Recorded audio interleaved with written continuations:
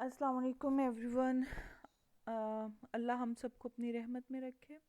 आज का जो लेक्चर है वो शीट की कंपोजिशन के बारे में है।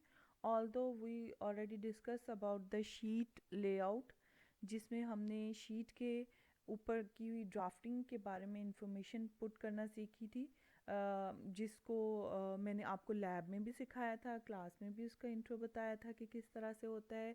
जो कि सील बनाते हैं हम शीट के लेफ़्ट राइट हैंड बॉटम पे, उसमें हम डिटेल देते हैं सारी की सारी, जो कि हमारे पास ऑब्जेक्ट जो कि हमने ड्राफ्ट किया होता है या ड्राइंग किया होता है उससे रिलेटेड होती है। तो इसका मतलब है कि जो भी हमने ड्राइंग किया या ड्राफ्ट किया या कोई भी इमेज जो है हमारे पास, उसकी डिटेल हमें हमारे व्यूवर तक पहुंचाना बहुत ज़रूरी है, नहीं तो वो हमारे लिए ज़ीरो इम्पोर्टेंस रखता है। बिल्कुल इसी तरह शीट को कंपोज करना भी बहुत ज़रूरी है, ताकि जब जो भी उस शीट को देख रहा है या उस ऑब्जेक्ट को देख रहा है जो आपने क्रिएट किया है, उसकी कंपोजिशन ऐसी होनी चाहिए, उसको इतना प्रॉपरली कंपोज होना चाहिए शीट पे कि उसका इम्पैक्ट डबल हो। ये ना हो कि उसका इम्पैक्ट उसकी कंपोजिशन की वजह से उस ड्राइंग का जो कि हमने बहुत अच्छी और बहुत मेहनत से किया है, या वो ड्राफ्टिंग जो हमने बहुत मेहनत से और बहुत सारा टाइम स्पेंड करके की है, उसका इम्पैक्ट हाफ रह जाए, सिर्फ इस बेस पे कि हमने उसको शीट पे प्रॉपर कंपोज नहीं किया। ऑब्जेक्ट शीट के किसी भी पार्ट में बहुत छोटा या बहुत बड़ा नहीं होना चाहिए। वह कितना बैकग्राउंड और फोरग्राउंड का ख्याल रखना चाहिए, मेरा ख्याल है अब आप में से सब लोग इस चीज़ को तो अंडरस्टैंड करते होंगे कि बैकग्राउंड या फोरग्राउंड क्या होता है, या कम से कम उन्होंने सुना तो होगा। ठीक है, तो ऐसी सारी चीज़ों के बारे में जो हम डिस्कस करेंगे वो इसको कंपोज करने से रिलेटेड चीज़ें हैं। ऑल्दो हमारी ड्राइंग बहुत अच्छी है, ऑल्दो हमारी ड्राफ्टिंग बहुत अच्छी है, लेकिन वो शीट के एक कॉर्नर में है और उसका इम्पैक्ट आ ही नहीं रहा। वो उसका हाफ इम्पैक्ट तो पहले नज़र में ही ख़त्म हो गया है। ठीक है, और नेक्स्ट जो हमने उसकी डिटेल दी है या उसको उसको एक आर्टिस्ट को हमेशा हर चीज़ को बहुत प्रेजेंटेबल बना के पेश करना होता है। ठीक है, तो उस चीज़ को समझने के लिए हम बेसिक रूल्स जो हैं, बेसिक नॉलेज ऑफ कंपोजिशन है, वो थोड़ा सा अपने अंदर बिल्ट इन करेंगे, ताकि जब भी हम कंपोज करें या ड्राफ्ट करें तो हम इस चीज़ को हमेशा अंडरस्टैंड करें, और बाय डिफ़ॉल्ट हमें खुद ब खुद पता हो कि हमने कहाँ पे जाके किस तरह से, कहाँ पे कितने साइज़ का और ऑब्जेक्ट बनाना है, उसका फोरग्राउंड कितना छोड़ना है, बैकग्राउंड कितना छोड़ना है, कितनी रिदम आना चाहिए ड्राइंग में, ये सारी चीज़ें हम डिस्कस करेंगे इसमें। ओके, हम पहले भी ये चीज़ डिस्कस कर चुके हैं कि लेआउट ऑफ शीट, जिसको हम सील भी कहते हैं, उसमें हम सारी की सारी डिटेल डालते हैं उस ऑब्जेक्ट के बारे में, उसकी हाइट क्या है, स्केल कौन सा यूज़ किया गया है, मटेरियल्स क्या हैं, डिटेल क्या है उसके सेक्शन की, एलिवेशन है, प्लान है, जो भी ऑब्जेक्ट है उसका उससे रिलेटेड उसकी सारी की सारी डिटेल उसमें हम डाल देते हैं। और जब हम इसको कंपोजिशन की बात करते हैं तो कंपोजिशन इससे थोड़ी सी डिफरेंट इसलिए है कि हम यहाँ पे उसको प्रेजेंट किस तरह करें उसकी बात करें, कि हम ऑब्जेक्ट को कहाँ पे बना रहे हैं, शीट के किस पार्ट पे बना रहे हैं, राइट पे बना रहे हैं, लेफ़्ट पे बना रहे हैं, ऊपर बना रहे हैं, नीचे बना रहे हैं, उसके अंदर कोई स्पेस छोड़ रहे हैं, बिल्कुल दरमियान में बना रहे हैं, क्यों बना रहे हैं वहाँ पे। जौन सी भी आपने स्पेस या जौन सी भी जगह डिफाइंड की है अपने ऑब्जेक्ट को बनाने के लिए, वहाँ पे बनाने का कोई लॉजिकल रीज़न है कि बस आपका दिल किया और आपने बना लिया। मतलब हर चीज़ को कहीं ना कहीं आपको डिफाइंड करना पड़ता है। ये जो लॉ है it also apply on the drafting sheet, drawing sheet के लिए भी ये बहुत ज़रूरी है। ठीक है, इवन फोटोग्राफी के लिए बहुत ज़रूरी है, इवन फिल्म मेकिंग के लिए आपको पता होना चाहिए आपका फ्रेम कौन सा है, आपकी एक बाउंड्री है, उसके अंदर आपने कौन सी चीज़ कहाँ पे ऑब्जेक्ट को दिखाना है और कहाँ पे उसको नहीं दिखाना। तो ये चीज़ें सारी की कंपोजिशन ऑफ फ्रेम जो हमारे पास होता है, जो साइज़ हमारे पास होता है, उसके अंदर हमने चीज़ों को किस तरह से करना है वो हमने यहाँ पे डिफाइंड करना है, उसकी वैल्यू ऑब्जेक्ट की तभी इन्हेंस होगी जब वो ऑब्जेक्ट उस कंपोजिशन में या उस स्पेस में इन्हेंस करके सबसे पहले आपको अट्रैक्ट करेगा उस शीट पे। उस शीट का बॉर्डर अट्रैक्ट नहीं करेगा, उसकी सील अट्रैक्ट नहीं करेगी, बल्कि वो ऑब्जेक्ट आपको सबसे ज़्यादा अट्रैक्ट करेगा। आपकी पहली नज़र उस पे जानी चाहिए। तो वो किस तरह से जानी चाहिए, उसके लिए बहुत सारे तरीके हैं। उसको कंपोज किस तरह से किया गया है, उसकी डिटेल किस तरह से लिखी गई है, उसको प्रेजेंटेबल किस तरह से बनाया गया है, ये सारी चीज़ें इसमें डिफाइंड होती हैं, जो कि हम नेक्स्ट स्लाइड्स में भी डिस्कस कर लेंगे। सेकेंडली जो बहुत इंपॉर्टेंट चीज़ है वो सिंबल्स हैं, कि आपने जो भी चीज़ ड्राफ्ट की है उसका जो सिंबल है वो आपने एक्यूरेट चूज़ किया है। आपको you should know each and every symbol जो कि उस चीज़ को प्रेजेंट कर रहा है। अगर आपको नहीं पता तो आप गूगल कर सकते हैं। टाइम सेवर स्टैंडर्ड्स बुक है, time saver standards for interior, for exterior, for furniture. ये डिफरेंट, आप उसको सर्च करें गूगल पे, वो आपको हर चीज़ के बारे में, दुनिया में जो स्टैंडर्ड्स चल रहे हैं, हर चीज़ का स्टैंडर्ड डेवलप हो चुका है। ठीक है, हम इतने ज़्यादा तरक्की याफ्ता दौर में रहते हैं आज के, कुछ भी अंदाजे पे डिपेंड नहीं करता, हर चीज़ का एक स्टैंडर्ड है। एक उसका बॉटम वाला स्टैंडर्ड है कि कम से कम इतना होना चाहिए, ज़्यादा से ज़्यादा इतना होना चाहिए, उन दोनों के दरमियान में बैलेंस जो स्टैंडर्ड है वो। कि अगर आप कहते हैं कि मैंने एक fire resistant fabric, for example आप कह रहे हैं कि मैंने एक फायर रेजिस्टेंट फैब्रिक क्रिएट किया है। अब अगर देखा जाए तो दुनिया में उसके स्टैंडर्ड्स ऑलरेडी डिफाइंड कर दिए गए हैं कि कम से कम इतनी देर के अंदर इसको फायर कैच करना चाहिए, या मैक्सिमम इतनी देर, मतलब कम से कम 1 मिनट के अंदर अगर वो कर लेगा तो वो मिनिमम लेवल पे आएगा। और 2 मिनट तक भी अगर वो फायर कैच नहीं करता तो इसका मतलब है इसकी क्वालिटी बहुत अच्छी है। ठीक है, इसी तरह हर चीज़ के स्टैंडर्ड्स होते हैं जो कि ऑलरेडी हमने डिस्कस भी कर लिए थे क्लास में। तो सिंबल्स कुछ मैंने पहले भी क्लासेस में बताए थे, लैब में भी सीखे हैं हमने, क्लास में भी सीखे हैं मैंने, वो आपको आपके लेक्चर्स में भी डिफ़ाइन किए हुए, जो कुछ और इस लेक्चर में भी ऐड होंगे। ये सारे के सारे हम इनको साथ साथ गो थ्रू होते जाएंगे ताकि वो हमारे अंदर बिल्ट इन होते जाएं, और फिर जब हमें ज़रूरत पड़े तो हमें पता होना चाहिए कि अच्छा ये सिंबल इस तरह का होता है, या कहीं पे हम उसको, हमें रीडेबिलिटी की ज़रूरत है तो हम उसको रीड कर सके। तो सिंबल्स को भी ज़रूर देखेंगे और उनको भी देखेंगे कि वो किस तरह से इम्पैक्ट करते हैं ड्राइंग पे या ड्राफ्टिंग पे।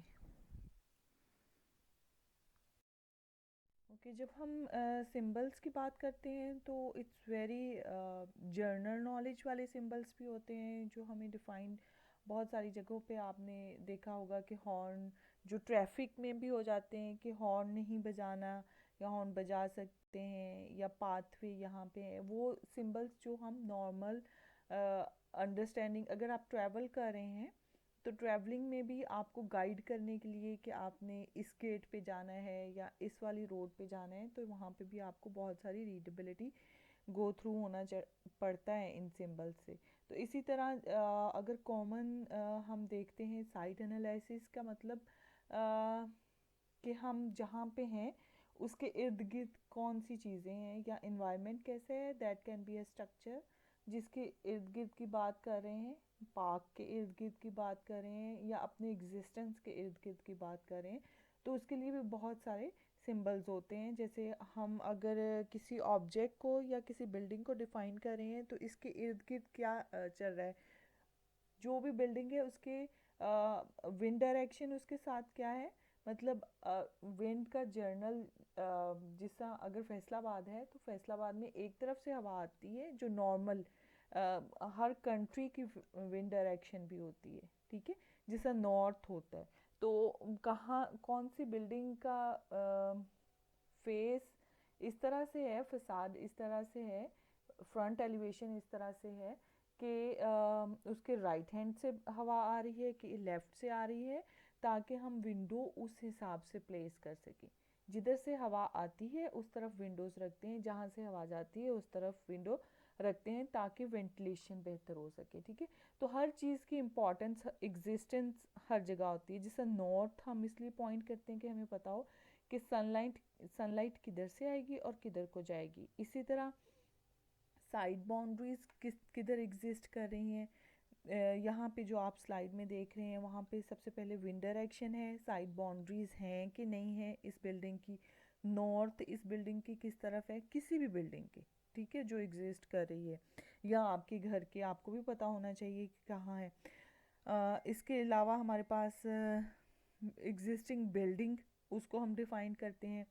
नॉइस सोर्स मतलब शोर किधर से ज़्यादा आता है। ऑफ कोर्स आप उधर विंडोज़ या कोई भी ओपन स्पेस रखना नहीं चाहेंगे जहाँ पे आपको ज़्यादा शोर सुनाई देगा, तो हम उस चीज़ को भी डिफ़ाइन करते हैं।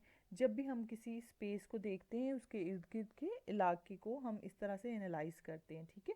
ट्रीज़ हैं, उसका सिंबल भी यहाँ पे बताया गया है। ये और वेजिटेशंस मीन्स के छोटी छोटी ग्रास या इस तरह की कोई चीज़ें हैं, तो वो डिफ़ाइंड इस तरह से होती हैं। व्यू पॉइंट, जिस तरह मैंने आपको बताया था कि आप एलिवेशन में भी डिफ़ाइन करते हैं कि मैं यहाँ पे खड़ा होकर एलिवेशन देख रहा हूँ, ये यहाँ पे इस यहाँ से सेक्शन काट के यहाँ से ऑब्जेक्ट को देख रही हूँ, तो वो व्यू पॉइंट होता है जहाँ पे आप खड़े होते हैं, ठीक है। वो भी आपको बताता है कि अच्छा, या कहीं पे आपको डिफ़ाइन किया होता है कि इस ऑब्जेक्ट को इस जगह पे खड़े होकर देखें, तो वो उसका व्यू पॉइंट होता है, ठीक है। ऑब्स्ट्रक्शन के लिए हम ये ज़िगज़ैग वाली जो ग्रे वाली है इसको यूज़ करते हैं, वो इसलिए कि ये डिफ़ाइंड करिए यहाँ पे आगे पाथ जो है वो क्लियर नहीं है, यहाँ पे कुछ ख़राब है, रोड टूटा हुआ है या कोई भी चीज़, वो इस चीज़ को डिफ़ाइन करती है। राइट ऑफ वे मतलब क्लियर है रास्ता, ठीक है। व्हीकल्स एक्सेस है, जहाँ से आपकी गाड़ियाँ पार्किंग में जाएंगी या बाहर आएंगी, या कोई भी चीज़ जहाँ से यहाँ से कोई भी व्हीकल गुजर सकता है, इस चीज़ को डिफ़ाइन करता है। वो कोई भी जगह हो सकती है और किसी जगह पे भी ये साइन बना हुआ हो सकता है। तो पेडेस्ट्रियन एक्सेस है, मतलब आपके लिए रैंप या चलने का रास्ता है जहाँ से आप इस किसी भी जगह को एक्सेस कर सकते हैं। इसी तरह पब्लिक एक्सेस में है कि आप यू कैन वॉक थ्रू, ये यहाँ पे हर तरह के लोग एक्सेस कर सकते हैं, यहाँ से गुजर सकते हैं। These are the basic symbols हैं जो कि डिफ़ाइन करते हैं कि हमारे इर्द गिर्द क्या हो रहा है, ठीक है। इसी तरह हर जगह पे हर एरिया के हिसाब से या हर ड्राइंग के हिसाब से बहुत सारे सिंबल्स होते हैं। ये बेसिक है। अगर हम आउटडोर की बात करते हैं तो आउटडोर के बेसिक सिंबल्स हैं जो हमें अगर हमने कोई बिल्डिंग डिज़ाइन नहीं भी करनी, लेकिन कुछ बिल्डिंग्स के बाहर या पार्क्स के बाहर बाहर आपको इस तरह के सिंबल्स नज़र आएंगे, तो इसका मतलब है कि यहाँ पे ये चीज़ एग्जिस्ट कर रही है।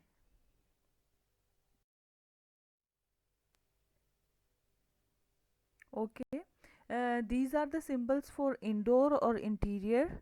यहाँ पे भी आपको काफ़ी सारी चीज़ें नज़र आ रही हैं, कुछ आप के लिए अंडरस्टैंडेबल होंगी, शायद आपने पहले देखी हूँ, कुछ आपके लिए शायद अंडरस्टैंडेबल ना हो। तो यहाँ पे जो बेसिक बेसिक हम देख रहे हैं वो अगर हम देखते हैं, जिस तरह से हमारे पास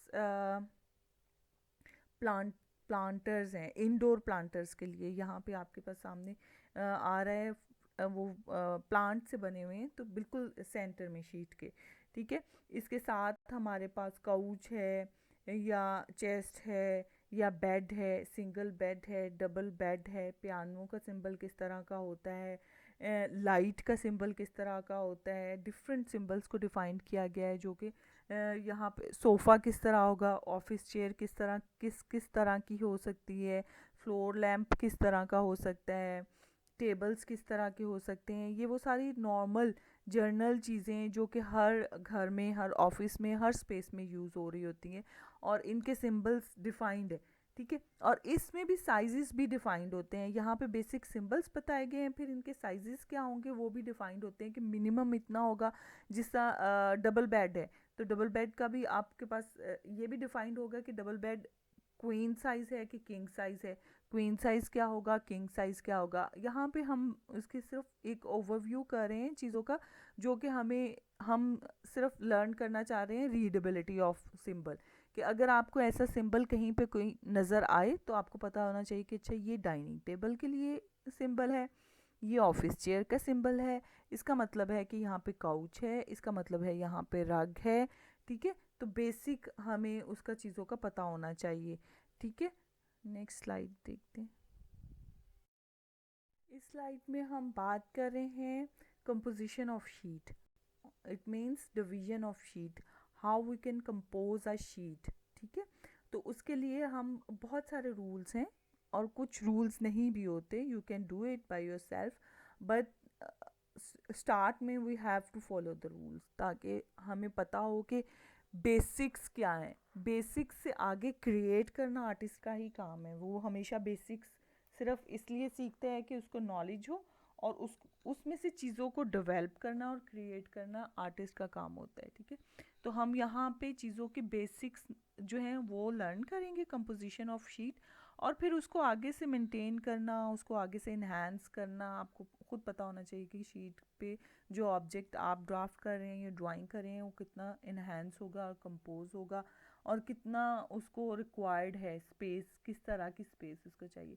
तो बेसिक रूल्स हम जो कि आर्किटेक्चरल में भी होंगे, जो कि आर्ट में भी होंगे, जो फोटोग्राफी में भी होंगे, जो कि फिल्म मेकिंग में भी होंगे. फ्रेम या शीट को किस तरह से हम डिवीजन करते हैं ताकि वो हमें ज़्यादा बेहतर नज़र आए और उसका जो व्यू पॉइंट है वो बहुत ज़्यादा इन्हांस हो. तो सबसे पहले इसमें डिफरेंट रूल्स बताए गए हैं. हम हर एक को बारी बारी डिस्कस कर लेंगे, उसमें क्या उसकी इम्पोर्टेंस है और क्यों है वो उस चीज़ को हम डिफाइन कर लेंगे.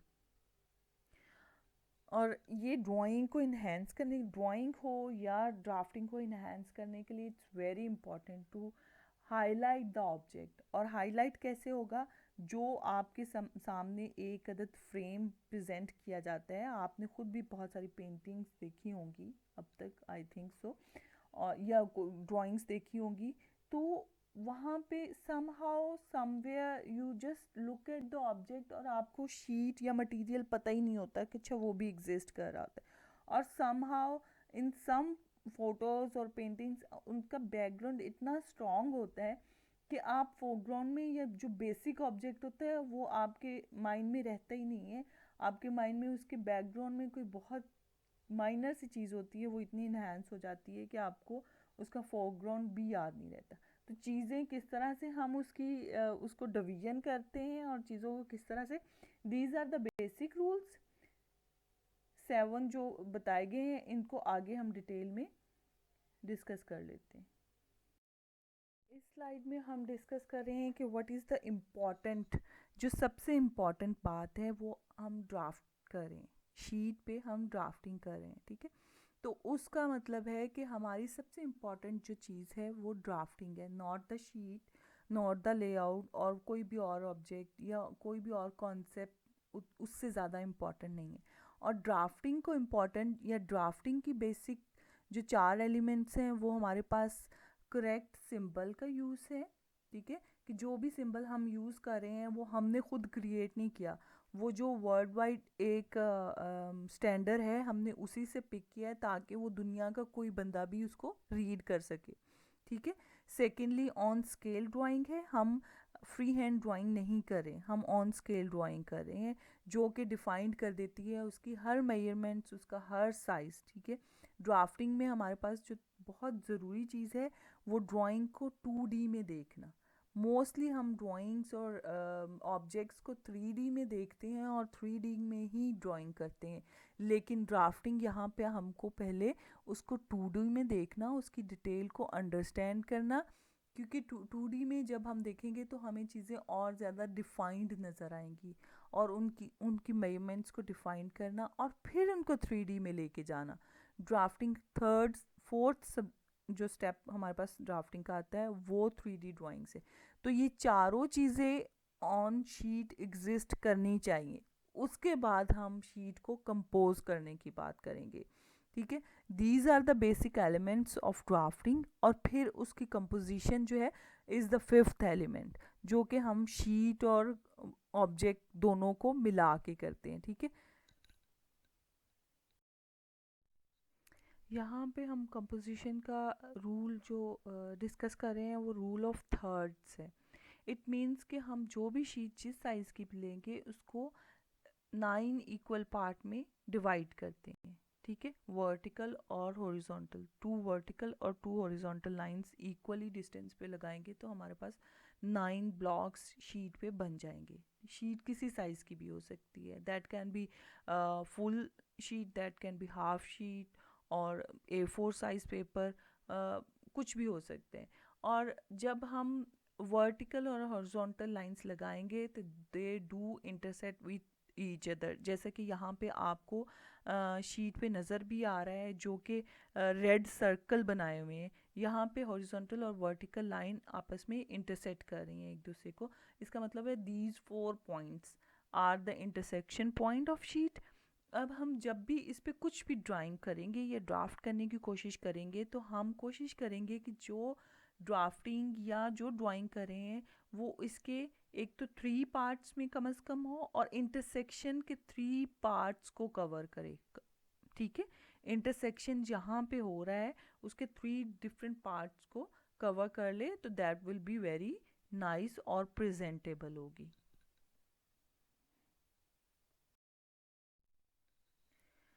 This slide is about the symmetry of drawing.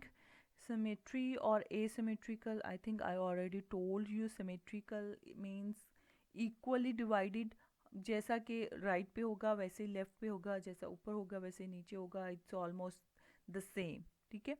और एसिमेट्री मीन्स कि जैसा लेफ्ट पे है वैसा राइट पे नहीं है। ठीक है, तो यहाँ पे हम शीट को we will divided into 4 parts और हम इसके पैरेलल जो चीज़ें ड्राइंग करेंगे या ड्राफ्ट करेंगे वो इक्वली डिवाइडेड टू शीट होनी चाहिए। जैसा कि राइट साइड पे होगा शीट की वैसे ही लेफ़्ट साइड पे होगा।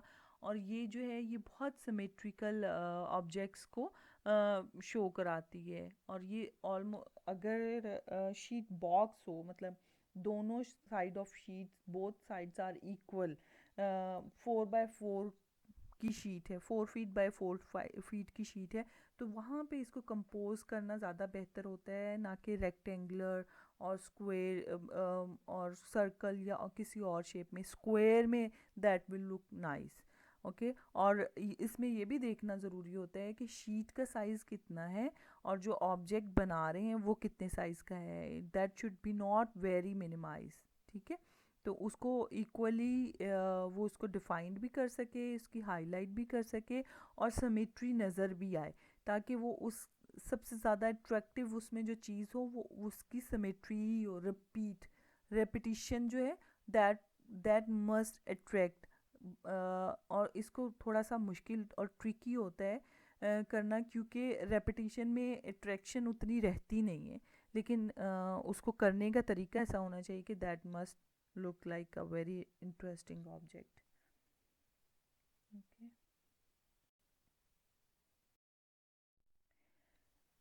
This is about the leading lines. It means the lines highlight the object. The lines show that can be come from the right side, left side, from the upper side, from the down side, from any side, that can enhance the object. ये object जो है that can be in the middle of the sheet, ये on the side of the sheet भी हो सकता है, on the upper part of the sheet भी हो सकता है, इट्स फाइन। यहाँ पे जो हम इमेज देख रहे हैं वो ऑब्जेक्ट जो है वो बिल्कुल मिडल में है और जो फ्लोर की लाइन्स है वो उसको हाईलाइट कर रही है। इसी तरह आप स्काई पे भी कुछ ऐसा क्रिएट कर सकते हैं जो कि लाइन्स उसको हाईलाइट कर सके, या राइट साइड पे या लेफ्ट साइड पे भी you can create anything. Basically the object is highlighted by these lines. ठीक है, तो इसके लिए ज़रूरी ये है कि वो लाइंस कहीं ना कहीं उस चीज़ को इन्हांस कर रही हूँ, वो उस चीज़ को हाईलाइट कर रही हूँ, एक ग्रिड बना रही हैं और या उसको एक ऐसा एलिमेंट बना रही हैं जो कि उसकी तरफ ही जा रहा है, जो कि उस ऐसी लाइंस डेवलप हो रही हैं जो कि उस ऑब्जेक्ट की तरफ जा रही हैं जो कि हम जिसको हमने इन्हांस करना है, जो हमारा फोकल पॉइंट है। ठीक है, वो फोकल पॉइंट एक फ्लावर भी हो सकता है और उसके इर्द गिर्द बहुत सारे स्टार्स लाइंस में भी हो सकते हैं। ठीक है, कुछ भी ऑब्जेक्ट हो सकते हैं और लाइंस किसी तरह से भी डेवलप हो सकती हैं। यहाँ पे फ्लोर लाइंस जो हैं बेसिकली वो लाइंस हाईलाइट कर रही हैं इस ऑब्जेक्ट को, जो कि इसकी टाइल में फ्लोर लाइंस नज़र आई हैं। इसी तरह स्काई पे भी कुछ आप डेवलप कर सकते हैं जो कि इस चीज़ को हाईलाइट कर रहा हो। बेसिक इशू ये है कि जो भी लाइन डेवलप हो रही है वो लाइन हमें अनकॉन्शियसली ही आगे लेके जाए उस ऑब्जेक्ट पे जो कि हमारा फोकल पॉइंट है, और उसको इन्हेंस करे। और उसको इन्हेंस करने के लिए लाइंस, आप कुछ लाइंस राइट और लेफ्ट से भी बैलेंस सिमेट्री में भी लगा कर सकते हैं, या उसको एसिमेट्रिकल भी रख सकते हैं। It's up to you completely. Over here we are discussing about the frame within frame. Okay, यहाँ पे जो आपको इमेज भी नज़र आ रहा है, you can see that there is a boundary of frame or there is a arch which shows the inner part of the building. Okay, basically this is consciously developed a frame or a highlighted point to highlight the inner object. ठीक है, जो बाहर वाली arch basic नज़र आ रही है, basically ये वो फोकल पॉइंट को हाईलाइट करने के लिए एक फ्रेम बनाया गया है, ताकि जो अंदर वाला ऑब्जेक्ट है, ऑल्दो वो इतना डीप भी नहीं है, उसमें कोई इतनी ओवर क्रिएटिविटी नहीं है, बट क्योंकि उसका फ्रेम इतना अच्छे तरीके से बन रहा है, तो लग रहा है कि हम इस आर्च में खड़े हैं और अगली आर्च को देख रहे हैं, जो कि इसमें डेप्थ को शो करा रहा है। हालांकि इसमें इतनी डेप्थ नहीं है। इसका मतलब है कि इसमें लेवल्स शीट, आपके पास एक फ्लैट सरफेस होता है, उसको आपने 3D उसके ऊपर ऑब्जेक्ट बनाते हैं, तो वो उसको 3D ऑब्जेक्ट को शो कराता है विजुअली। लेकिन अगर आप उस शीट पे डेप्थ नहीं देते तो वो फ्लैट सरफेस है। This is the point where you can create 2 और 3 लेवल्स ऑफ द शीट। यहाँ पे एक जो पीछे स्टेयर्स के बाद फिर एक आर्च बन रही है, और उसके पीछे फिर एक ऑब्जेक्ट बना हुआ है, विंडो, जो कि इसकी 3 लेवल्स को, इसके बाद भी आप जितने लेवल्स शो कराना चाहें, इसका फोकल पॉइंट और ज़्यादा हाईलाइट होता जाएगा और level of the sheet create होते जाएंगे। मतलब हमने एक फ्लैट सरफेस पे बहुत सारे लेवल्स क्रिएट कर लिए, जो कि इसके अट्रैक्शन को इन्हेंस करेंगे, जो कि हमारे व्यूवर को उसकी तरफ अट्रैक्ट करेंगे, और फिर उसमें इतने लेवल्स होने के बाद उसको और ज़्यादा ऑब्जेक्ट और ज़्यादा इन्हेंस होगा। ठीक है, तो दिस इज़ अ ट्रिक जो कि हम अपनी शीट को 3D और ज़्यादा अट्रैक्टिव और लेवल्स में शो कराने के लिए करते हैं। Okay, foreground or background, I think you already heard a lot and you have practiced it from in drawing classes as well. और अभी कर भी रहे होंगे। It's very important to create a 3D version of sheet, जो कि, और ये बहुत ही बेसिक रूल है जो कि हर कोई फॉलो करता है, ताकि एक प्रॉपर कंपोज्ड शीट आपके सामने आए। और फोरग्राउंड और बैकग्राउंड ऐड करने से शीट की डेप्थ ज़्यादा बढ़ती है। ठीक है, शीट में रिदम आ जाता है कंपोजिशन में, और मोर इंटरेस्टिंग और अट्रैक्टिव हो जाती है। इट मीन्स कि आप कुछ चीज़ें पीछे मेन ऑब्जेक्ट से पीछे शो करा रहे होते हैं, और कुछ चीज़ें उससे पहले शो करा रहे होते हैं, जो आप मेन एक ऑब्जेक्ट आपने बनाया हुआ होता है उससे। और जो आगे वाली चीज़ें हैं वो हमारे आई को मूव करती हैं पीछे के लिए, और जो पीछे वाली चीज़ें हैं वो फोकस कर रही होती हैं हमारे मेन पॉइंट पे, तो वो हमें आगे को लेके आती हैं, और हमारा जो फोकल पॉइंट होता है वो और ज़्यादा हाईलाइटेड हो जाता है। और उस ड्राइंग में ब्रेक्स नज़र नहीं आते हमें इस तरह की ड्राइंग में ज़्यादा, और वो ज़्यादा रिदम में नज़र आती है। एक फ़्लो होता है जो कि हर चीज़ को बहुत आहिस्ता से और अनकॉन्शियसली आपको जो आपका फोकल पॉइंट होता है उस पर हाईलाइट कर देता है। ठीक है, और इसमें रिदम और फ्लो बहुत ज़्यादा होता है, और सॉफ्टनेस ऑफ द ऑब्जेक्ट जो है वो क्रिएट हो जाती है। वो किस तरह से, देखिए, स्लोली जो पीछे वाले ऑब्जेक्ट्स हैं वो आपको आगे वाले ऑब्जेक्ट की तरफ लेके आ रहे हैं, और आगे वाले जो ऑब्जेक्ट्स हैं वो पीछे, जो दरमियान में ऑब्जेक्ट है, दोनों पीछे और आगे वाले ऑब्जेक्ट्स उसको हाईलाइट कर रहे हैं। ठीक है, तो वो जो एक ब्रेक या एकदम से फ्रेम, जिस तरह अभी हमने पिछली स्लाइड में डिस्कस किया है, फ्रेम क्रिएट करके, मतलब आप आइज़ को बाउंड करते हैं शीट के उस पार्ट पे, और फिर उसके बाद उस पार्ट से आगे उसकी डेप्थ को शो कराते हैं। यहाँ पे हम उस तरह से आइज़ को बाउंड नहीं कर रहे, बल्कि उनको एक फ्लो के साथ लेके हमारा बेसिक ऑब्जेक्ट, जो ऑब्जेक्टिव ऑफ द कंपोजिशन है, is to enhance the main object जो हमने बनाया है, ठीक है। अब हम फोर्सफुली वहाँ पे लेके जा रहे हैं आई व्यू को, या आराम से और स्मूथली लेके जा रहे हैं, ये इट्स अप टू यू। जहाँ पे हम उसको हार्शली और बोल्डली इम्पैक्ट उसका लाना चाह रहे हैं, वहाँ पे आप frame with in the frame करते हैं। और जहाँ पे आप उसको बहुत स्मूथली और फ्लो स्मूथली और आराम से लेके जाना चाह रहे हैं, तो वहाँ पे आप फोरग्राउंड और बैकग्राउंड को इस तरह कंट्रोल करते हैं कि आंखें सीधी आपके ऑब्जेक्ट में, मेन ऑब्जेक्ट पे ही रुकती हैं, ठीक है। तो इस तरह से हम चीज़ों को कंपोज करते हैं, हम कंट्रोल करते हैं देखने वाले को कि वो आपकी ड्राइंग को कहाँ से पहले देखे, कहाँ से बाद में देखे, what part should be understand first and what part is the most important and less important part, ठीक है। you have to control it, not the viewer। उसने कंट्रोल नहीं करना, आपने बताना है कि कौन सी चीज़ आपने पहले दिखानी है, कौन सी बाद में दिखानी है। शीट आपकी है, ड्राइंग आपकी है, पेंटिंग आपकी है, you have all the control. Only the creativity tells कि अच्छा ये आर्टिस्ट कितना स्ट्रॉन्गली अपनी चीज़ों को मनवा सकता है। तो इन चीज़ों को, composition of sheet is very important. इन चीज़ों को अगर आप शुरू में अंडरस्टैंड कर लेंगे और अपने आप में बिल्ड इन कर लेंगे, तो in the end you don't have to read these things.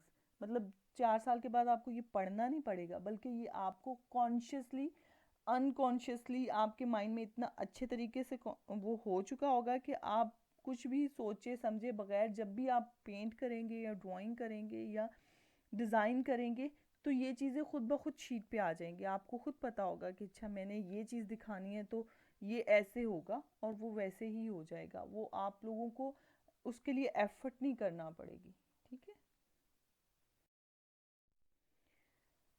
इस स्लाइड में हम डिस्कस कर रहे हैं about the rendering of object, that can be shading, rendering, colouring और any texture you want to do it, ठीक है। यहाँ पे हम ड्राइंग में बहुत इम्पॉर्टेंट है रेंडरिंग, शेडिंग, किसी भी डिज़ाइन में बहुत इम्पॉर्टेंट है, हर चीज़ में इम्पॉर्टेंट होती है। जब जब हमने स्केच किया, इट मीन्स कि उसको ज़्यादा 3D इन्हांस करने के लिए हमें उसके अंदर फिलिंग ऑफ स्ट्रक्चर करना है कि किस स्ट्रक्चर का ऑब्जेक्ट बना हुआ है। एक बॉक्स है तो वो बॉक्स किस चीज़ का बना हुआ है, वो बॉक्स एक ब्रिक का बना हुआ है, ग्रास का बना हुआ है, वो किसी फैब्रिक का बना हुआ है। We have to defined it, ठीक है। और उसके लिए ज़रूरी, एक चेयर हमने डिज़ाइन की है, एक कपड़ा हमने डिज़ाइन किया है, वो चेयर वुड की है, स्टील की है, वो चेयर एसएस की है, व्हाटएवर, वो फैब्रिक शिफॉन है, वो फैब्रिक कॉटन है, वो उसकी रेंडरिंग में पता चलेगा। और ड्राफ्टिंग में ऑन जब ऑन स्केल ड्राइंग करते हैं उसमें तो rendering is very important, because हमने ऑब्जेक्ट बनाया, हमने उसकी डिटेल साइजिंग दी। अब जो उसके ऊपर लाइट और डार्क के अलावा, जिसे शेडिंग में हम लाइट और डार्क शो कराते हैं ऑब्जेक्ट पे, यहाँ पे लाइट और डार्क भी शो कराना है, लेकिन टेक्सचर ऑफ ऑब्जेक्ट, कि ऑब्जेक्ट किस चीज़ का बना हुआ है। ऑब्जेक्ट शीशा है, object can be a mirror, can be a glass, can be aces, can be a tile. वो ऑब्जेक्ट जिस मटेरियल का बना हुआ है, वो मटेरियल उस ड्राइंग में नज़र आना चाहिए, ताकि जो इम्पैक्ट ऑफ द ऑब्जेक्ट है जो कि बनने के बाद हमें नज़र आएगा, वो हम उस ड्राइंग में देख सकें, ठीक है। और रेंडरिंग जो है वो लाइट को भी प्रेजेंट करती है, कहाँ से लाइट आ रही है, कहाँ नहीं आ रही, लेकिन उसके साथ साथ उसका texture is very important. Texture क्या है, वुड, स्टील, ब्रिक, जो भी है वो वहाँ पे लिखना नहीं चाहिए, लिख के बताने की ज़रूरत ना पड़े। वो खुद ऑब्जेक्ट बताए कि मैं स्टील का बना हुआ हूँ, मैं ब्रिक का बना हुआ हूँ। जैसे हम नेक्स्ट स्लाइड्स में अभी देखते भी हैं, तो हम ज़्यादा अंडरस्टैंड करेंगे कि आप टेक्सचर किस तरह से लेके आते हैं। ओके, अगर आप ये स्लाइड देख रहे हैं तो इस स्लाइड में आपको नज़र आ रहा होगा, एक तरफ कलर इमेजेस हैं हमारे पास और एक तरफ हमारे पास ब्लैक एंड वाइट इमेजेस हैं। यहाँ पे एक बॉक्स हमने बनाया, ठीक है, जो 2x2 का है, कोई सा भी बॉक्स। अब वो बॉक्स किस चीज़ का बना हुआ है वो डिफाइन करना है आपने, कि ये वुड का ब्लॉक है, ये ब्रिक है, ये स्टोन है, ये मार्बल है, ये ग्रास है, ये फैब्रिक है, या ये गत्ते का एक स्क्वायर है, ये एक बॉक्स है। ये आपने जहाँ पे डिफाइंड करना है, तो क्या आप उस बॉक्स के नीचे लिख देंगे कि ये वुड है और ये मार्बल है और ये ग्रास है? नहीं, आप उस ड्राइंग, क्योंकि आपने लैंग्वेज जो है वो ड्राइंग की यूज़ कर रहे हैं, आप इमेज की लैंग्वेज यूज़ कर रहे हैं, आप ड्राफ्टिंग की लैंग्वेज यूज़ कर रहे हैं, तो you have to render it. अब यहाँ पे आप बहुत अच्छे तरीके से इस चीज़ को अंडरस्टैंड कर रहे हैं कि जो अगर वुड है तो वो पेंसिल में अगर उसकी शेडिंग की हुई है उन्होंने, तो वो देखिए कितना प्रॉपर वुड नज़र आ रहा है। और अगर वही पेंसिल कलर के साथ यूज़ की हुई है तो वुड कलर में भी, और उसकी हार्शनेस, उसमें क्रैक्स, वो हर चीज़ उतनी ही स्ट्रांगली इम्पेक्ट कर रही है कि हर देखने वाला बता रहा है कि ये लकड़ी का बना हुआ है, ये लकड़ी का ब्लॉक है या ये स्टोन का ब्लॉक है। अब स्टोन हमारे पास पेंसिल रेंडरिंग में भी है और कलर रेंडरिंग में भी है। कलर पेंसिल के साथ आप बिल्कुल इस तरह की रेंडरिंग प्रोड्यूस कर सकते हैं। इवन वाटर कलर, आप कोई और मीडियम नहीं यूज़ करें, पेंसिल यूज़ करें, तो लेड पेंसिल के साथ आप लेफ़्ट वाली और राइट वाली कलर पेंसिल्स के साथ रेंडरिंग प्रोड्यूस कर सकते हैं। इसमें कोई भी मुश्किल चीज़ नहीं है, ये बहुत आसान है, सिर्फ देखना आना चाहिए। आपको चीज़ों की अंडरस्टैंडिंग होनी चाहिए, आपने चीज़ों को विजुअली इतना स्ट्रांगली देखा हुआ है कि आपके माइंड में बिल्ट इन है कि अच्छा इसका क्रैक ये इस तरह का इस तरह बनेगा और इस तरह का सॉफ्टनेस है फैब्रिक की, तो ये फैब्रिक कॉटन के, इसकी सॉफ्टनेस इतनी शो होगी, ये शिफॉन है तो इसकी इतनी शो होगी। ये चीज़ें सिर्फ जब तक आप इन चीज़ों को बहुत गौर से और ध्यान से नहीं देखेंगे तो ये आप प्रोड्यूस नहीं कर सकते। ठीक है, तो इसके लिए ज़रूरी है कि आप चीज़ों को गौर से देखना शुरू करें। जो हमने बचपन से कॉन्सेप्ट बनाए होते हैं ना कि अच्छा ये एप्पल रेड कलर का है, तो वो एप्पल कभी गौर से देखें, उस पर 50,000 कलर होते हैं। ठीक है, तो वो चीज़ों को अंडरस्टैंड करना और उसको एक आर्टिस्ट की नज़र से देखना बहुत ज़रूरी है। This slide also show the texture of different objects and the reaction or the color and the volume of the object, how it will appear when that be glass. If you see in the left slide, in the glass cylinder, in a furry structure, okay, in a strong, in a paper, in a stone, ठीक है, तो ये different तरह से वही object है, लेकिन उसको जो उसका टेक्सचर चेंज होता है तो शेप ऑफ ऑब्जेक्ट भी चेंज हो जाती है और उसकी कैपेसिटी भी चेंज हो जाती है। इसी तरह राइट साइड पे जो हम देख रहे हैं कि रेंडर करके हमने कितनी सारे टेक्सचर्स ले लिए हैं। ठीक है, अब हर टेक्सचर दूसरे टेक्सचर से बहुत डिफरेंट है। इवन ग्रास है या सनलाइट को शो करा रहे हैं या वुड को शो करा रहे हैं, तो हर वुड का टेक्सचर भी अलग होता है, दियार का अलग होता है, शीशम का अलग होता है, वॉलनट का अलग होता है, कलर अलग होता है, तो इन चीज़ों को हमें अंडरस्टैंड करना होता है। This is also about the rendering with black and white and impact of the rendering on the object.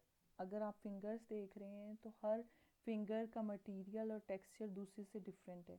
ठीक है, और how can we control different textures in one object, वो भी आप देख रहे हैं। इवन वाटर, यहाँ पे राइट साइड पे जो मिडल लाइन है उसमें सबसे पहले वाला राइट पे वाटर, उसका सरफेस एरिया किस तरह से क्रिएट किया हुआ है। उस सबसे ऊपर वाली लाइन में वुड के टेक्सचर्स को डिफाइन किया हुआ है। सबसे नीचे वाली लाइन में स्टोन्स के टेक्सचर को इन्हेंस किया हुआ है। मिडल में वाटर को इन्हेंस किया हुआ है। तो इन सब का अपना अपना इम्पैक्ट है और उस इम्पैक्ट को, और इनका अपना अपना टेक्सचर है, और जब ये टेक्सचर किसी ऑब्जेक्ट पे जाएगा तो उस ऑब्जेक्ट के हिसाब से इसका, अब वाटर के 3 टेक्सचर्स हमारे पास यहाँ पे हैं। अब ये हम देखेंगे कि जो ग्लास में वाटर है उसमें कौन सा टेक्सचर आएगा, जो एक उसमें है पूल में वाटर है उसका टेक्सचर क्या आएगा। वो टेक्सचर भी चेंज हो जाएगा उसकी वॉल्यूम के हिसाब से, या वुड जो सी है ऊपर जो हमारे पास तीनों वुड्स हैं तो उस वुड में कौन सी वाली वुड हमने अपने ऑब्जेक्ट में यूज़ की है और उसका टेक्सचर क्या है, तो वो हम उसके हिसाब से उसको करेंगे use. In this slide, multiple textures of rendering. That can be fabric, that can be glass. अगर आप फ्लोर देख रहे हैं तो टाइल्स टेबल देख रहे हैं तो ग्लास टेबल्स. हर चीज़ को डिफाइंड कर रहा है, लिख के नहीं, सिर्फ विजुअली. इसी तरह राइट साइड पे जो हमारे पास है वॉल वुड की बनी हुई है. ऊपर टीआर गार्डर्स जो हमारे पास हैं वो लोहे के हैं. फ्लोर जो हमारे पास है वो टाइल्स लगी हुई हैं. वो यहाँ पे जो राइट स्लाइड में है वो फ्लोर जो है वो कंक्रीट का बना हुआ है और वो ग्रे है और उसके अंदर टेक्सचर आ रहा है क्योंकि वो मैन मेड होता है, कस्टमाइज होता है ऑन द प्लेस, तो उसके अंदर थोड़ा थोड़ा. और लेफ्ट पे जो है वहाँ पे फ्लोर हमारे पास टाइल है क्योंकि वो फैक्ट्री में बनती है और उसका एक स्पेसिफिक साइज़ होता है और उसको अप्लाई, उसका एक सरफेस कंट्रोल होता है, तो वो उस तरह से शो कराया हुआ है. फैब्रिक सोफ़े का अगर देख रहे हैं कितना सोफ़ा नरम लग रहा है, उसका ऑल दो येलो कलर है लेकिन उसमें कितनी वेरिएशन आ रही है कि वो येलो से ऑरेंज, ऑरेंज से रस्ट कलर में किस तरह से डिवाइड हो रहा है और किस तरह से वो चीज़ों को कंपैक्ट करके सॉफ्टनेस की इम्पैक्ट दे रहा है. ठीक है, तो इसका मतलब है कि यहाँ पे हमारे पास दोनों इमेजेस में रेंडरिंग की बहुत सारे डिफरेंट टेक्सचर को इकट्ठा करके जब हम उसको एक पे लेके आते हैं तो इसका इम्पैक्ट बहुत स्ट्रॉन्ग होता है. ठीक है, और ये इस उस तरह से ही होगा जब हमारे पास बहुत सारे टेक्सचर्स होंगे, एग्जिस्ट करते होंगे हमारे हाथ में और हम फ़ौरन फ़ौरन उनको अपनी शीट पे ट्रांसफ़र कर सकेंगे. और ये किस तरह से डेवलप होगा, ये देखने से डेवलप होगा. Rendering rendering rendering, different type of renderings, different material in rendering. Glass कैसे नज़र आएगा, ब्रिक कैसे नज़र आएगी, स्टोन कैसे नज़र आएगा, वुड कैसे नज़र आएगी. We have to see them. बहुत गौर से देखना है फिर उसको अप्लाई करना है. तो इट्स वेरी इम्पॉर्टेंट कि आपकी रेंडरिंग बहुत अच्छी होनी चाहिए जिसमें आप उस ऑब्जेक्ट का कि अगर वो सॉफ्ट है, अगर फैब्रिक का बना हुआ है तो उसकी सॉफ्टनेस भी नज़र आए, फैब्रिक की स्ट्रेच, उसको जब खींच के फैब्रिक को लगाया गया है वो भी नज़र आए, और उसका कंप्लीट इम्पैक्ट, उसमें लाइट कहाँ से आ रही, डार्क कहाँ से आ रही है, उसकी राउंडनेस, उसकी डिज़ाइन की खूबसूरती वो भी नज़र आए. ये तीनों चीज़ें जब इकट्ठी होंगी तो आपका जो जो आपने ड्राफ्ट किया है या जो ड्राइंग की है उसका इम्पैक्ट व्यूवर पे पड़ेगा. और इसके लिए सबसे ज़रूरी चीज़ है प्रैक्टिस करना और चीज़ों को बहुत गौर से देखना. तो यहाँ तक आई थिंक, आई विश कि अगर आप लोग इन इमेजेस को भी देख लेंगे और इनसे ही कुछ देखने करने की कोशिश करेंगे तो दैट विल बी वेरी, मेरे लिए तो ये बहुत खुशी की बात होगी. ठीक है, और अगर इसमें से ये बहुत बेसिक चीज़ें हैं जो मैंने आज के लेक्चर में आपके साथ डिस्कस की हैं, एंड आई विश कि आप लोगों को हमेशा याद भी रहनी चाहिए. Not for the exam, as a artist. आप एक फैशन डिज़ाइनर हैं, आप एक विजुअल आर्ट के पर्सन हैं, आप एक टेक्सटाइल डिज़ाइनर हैं, यू आर, आप एक आर्किटेक्ट हैं, आप कुछ भी डिज़ाइन कर रहे हैं, यू आर अ आर्टिस्ट. तो आप में वो आर्टिस्ट वाला जो थोड़ा सा कीड़ा होता है वो नज़र आना चाहिए. You should understand the things और उनकी अंडरस्टैंडिंग को डेवलप भी करें अपनी पर्सनैलिटी में भी, अपनी ड्राइंग में भी, अपने एटीट्यूड में भी. तो ये सारी चीज़ें कहीं ना कहीं आई विश कि आप लोगों में बिल्ट इन हों और आप इनको कंटिन्यू करें. आज का लेक्चर मैंने सिर्फ और सिर्फ आपको बेसिक्स समझाने के लिए प्रिपेयर किए हैं. नेक्स्ट में हम इससे थोड़ी सी टफ़ चीज़ें पढ़ेंगे शायद, लेकिन हम कोशिश करेंगे कि चीज़ें अंडरस्टैंडेबल हों.